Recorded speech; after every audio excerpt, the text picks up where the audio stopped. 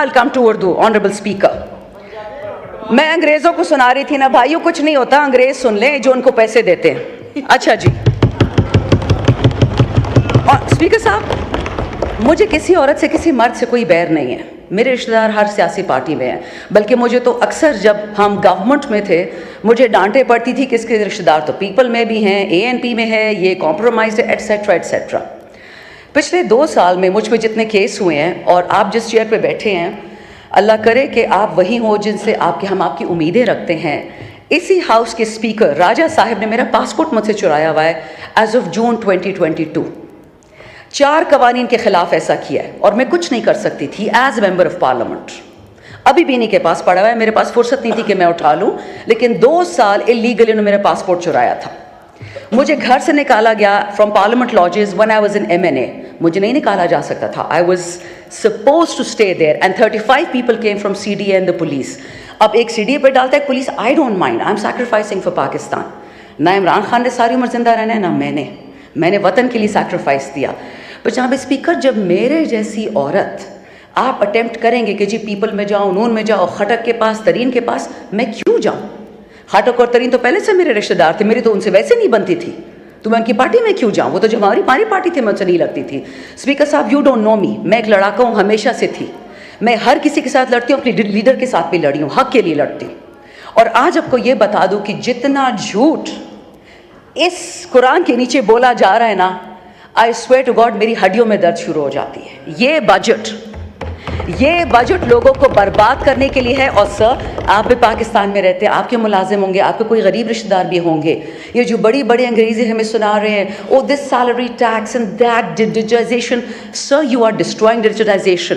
आप कंप्यूटर्स पे टैक्सेस लगा रहे हैं, किताबों पे, हार्ट स्टेंट्स पे, चैरिटी हॉस्पिटल जिस पे 50 से ज़्यादा बेड हो, आपने फार्मास्यूटिकल्स की 18% शरह बढ़ा दिया, रॉ मटेरियल की 18% उस अस्पताल पे टैक्स डाल दिया है। लेकिन जो मालदारों के हॉस्पिटल्स है सर, वो तो लंदन में है, भगोड़े तो लंदन चले जाते हैं, वहाँ सारे इलाज करते हैं। तो यहाँ पे लोग क्या करेंगे? जनाब स्पीकर, आपने अगर मेरी लास्ट, क्योंकि 3 ही मेरी बजट स्पीचेस थी, फिर तो हम फारिग हो गए, जो मेरी 3 बजट स्पीचेस थी, मैंने कभी भी उसमें पीपल या नून को नहीं डांटा था, अपनी हुकूमत को पकड़ती थी मैं, और आज भी मैं यही करूँगी। हम जब छोड़ के जा रहे थे किटी में $17 अरब, 21 अरब हमने कर्जों में दे दिया। 32 बिलियन पाकिस्तान की हिस्ट्री पहली दफ़ा रेमिटेंसेस आई, 36 बिलियन आपका पहली दफ़ा एक्सपोर्ट हुआ, 6% आपका ग्रोथ रेट था। कोविड के बावजूद ग्लोब कहता था, न्यूज़ वीक और पॉलिटिकल जो साइंटिस्ट, ये जो बड़े बड़े इश्तिहारी अखबार थे, इसमें तो हमारा कुछ लेना देना ही नहीं है। उन्होंने बोला कि Pakistan is amongst top 3। UPDM have destroyed this country for what purpose? आपको खान का चेहरा नहीं पसंद था, बाजवा के साथ मिलकर वोट ऑफ नो कॉन्फिडेंस करा दिया, नो प्रॉब्लम, ठीक है, नहीं पसंद खान साहब, इलेक्शन क्यों नहीं करवाए? 4 हफ्तों के अंदर अंदर इलेक्शन कराते, 6 हफ्तों में कराते, आना तो इन्हें नहीं था। बट प्रॉब्लम यह था कि पहले चाचा को प्रॉमिस था PM ऑफिस, फिर उसकी भतीजी को प्रॉमिस था, फिर किसी और के बेटे को प्रॉमिस था। यहाँ पे अनइलेक्टेड बेटियाँ आ जाती हैं, कोई इलेक्शन करता नहीं है। Sir, democracy is the best revenge, vote को इज्जत दो। उसकी तो धज्जियाँ उड़ा के रख दी हैं। ठीक, आपको PTI नहीं पसंद, आपको पाकिस्तान से क्या दुश्मनी है? 46 साल से इस मुल्क में ये 2 खानदान टिक टैक खेल रहे हैं। अगर पाकिस्तान ठीक करना होता तो किसने रोका था इनको? ठीक कर लेते। 3 दफ़ा एक प्राइम मिनिस्टर, एक खानदान, तीसरी दफ़ा दूसरा। ये जो हमारे लोग आयल्स में बैठे हुए हैं, जो लोग हमें सर्व कर रहे हैं, जो हमारे घर में मुलाजिम हैं, इनके बच्चे बच्चियां कभी सोच सकते हैं कि हम PM बनेंगे या हम CM बनेंगे अगर नाम के पीछे जरदारी और शरीफ ना लिखा हो? A pox on a country which is ruled by 2 families and who have wreaked it into the ground. अब ये ज़रबे इस्तेकाम, आई डोंट नो, ये तरीन साहब की पार्टी से इनको क्या प्यार है। बाय द वे स्पीकर साहब, अब मुझे पता है इस पे नाराज़गी होगी, बट हो जाए, डजंट मैटर, मुझ पे पहले ही बहुत पर्चे कटे हुए हैं। हमारी 2 खवातीन थी PTI की, जिनका कोर कमांडर हाउस से दूर दूर खड़ी थी। एक आज असेंबली में बैठी हैं, एक आज जेल में बैठी हैं। फ़र्क दोनों में ये है कि एक ने माफ़ी मांग ली TV एंकर से, और TV एंकर ने माफ़ करके IPP में ढा के इस हाउस में ले आए, और दूसरी बेचारी जेल में सड़ रही है। एक 3 स्टार जनरल की वाइफ, 3 स्टार जनरल, उसका ये गुनाह था कि वो हाथ में माइक्रोफोन और लिबर्टी में खड़ी थी। That is it sir. So this is the honesty and decency with which we deal with the women in our country. Punjab is the backbone of Pakistan, honourable speaker. Punjab नहीं हो तो पाकिस्तान नहीं होगा। और हम क्या करते हैं कि जिस औरत ने कोरोना से और कोविड से पूरे पंजाब को, पूरे पाकिस्तान को बचाया, उसको हमने जेल में डाल दिया, because that is what she deserves. जो चोर होता है वो प्राइम मिनिस्टर बन जाता है, प्रेसिडेंट बन जाता है, और जो शरीफ होता है वो जेल चला जाता है। माशाल्लाह, ये तो इस मुल्क का हाल है सर। जाएंगे कहाँ सर? मेरे पास तो फॉरेन पासपोर्ट भी नहीं है, हम कहाँ जाएंगे? हमारे 10-10 हल्के में लोग हैं, 10-10 लाख, वो लोग कहाँ जाएंगे? 2 डिफरेंट प्राइम मिनिस्टर्स ने ये बात कही है इस वतन में। शर्म की बात है कि जिसने जाना है तो चला जाए। कहाँ जाए? 350 बंदा एक बोट में कैप्साइज हो जाता है। किसी ने उनके खानदानों का पूछा?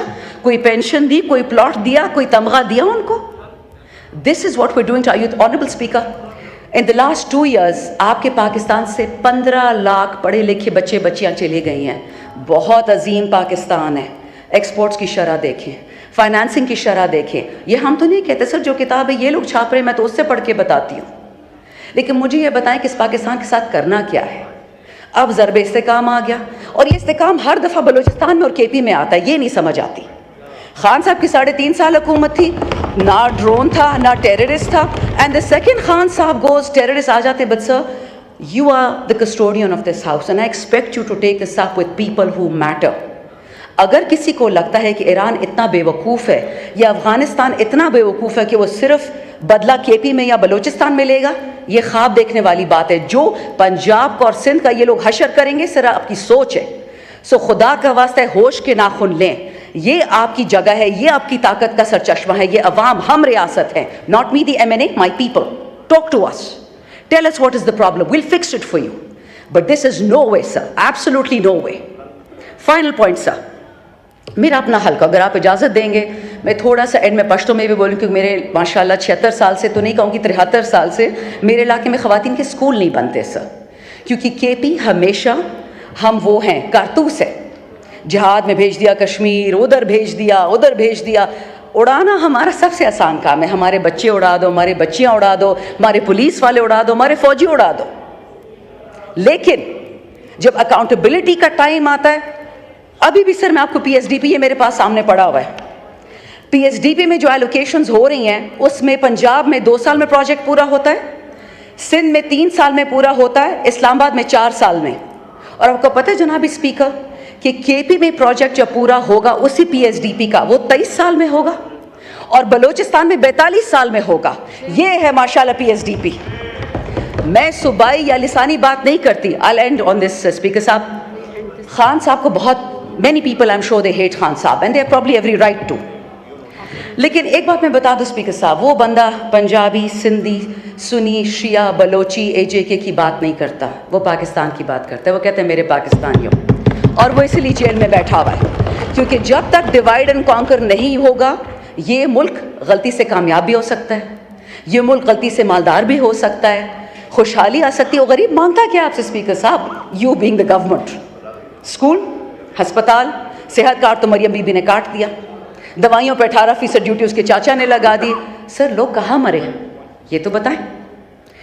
2-3 चीज़ें स्पीकर साहब, मेरे हल्के में FR पेशावर जो हिस्सा है, 15 साल हमने कुर्बानियाँ दी हैं सर, 15 साल, और उसका डिसप्रोपोर्शनेट इम्पैक्ट मैं आपको ये बताऊँ कि सर एक गाँव है जहाँ पे 10 में से 3 ख़वातीन बेवाएँ हैं, फ्री की बेवाई हैं, प्लॉट्स वाली बेवाई नहीं है, उनको कुछ नहीं मिलता, उनका कोई पूछने वाला भी नहीं है। पिछले साल पेशावर में बॉम्ब ब्लास्ट हुआ पुलिस लाइंस में।